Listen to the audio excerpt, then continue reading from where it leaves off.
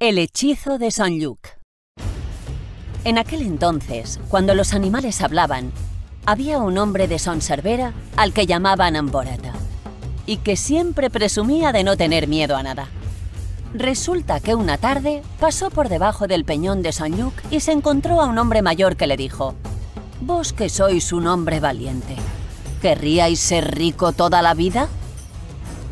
Él, en el acto, respondió que sí.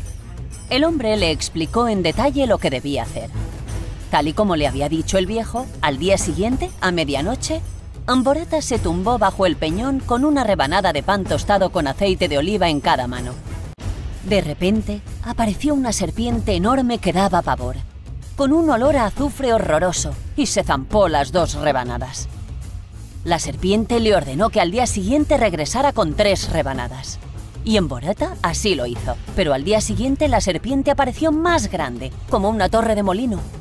Amborata estaba tan asustado que cuando la serpiente fue a comerse la 3ª rebanada, se levantó temblando y echó a correr muerto de miedo.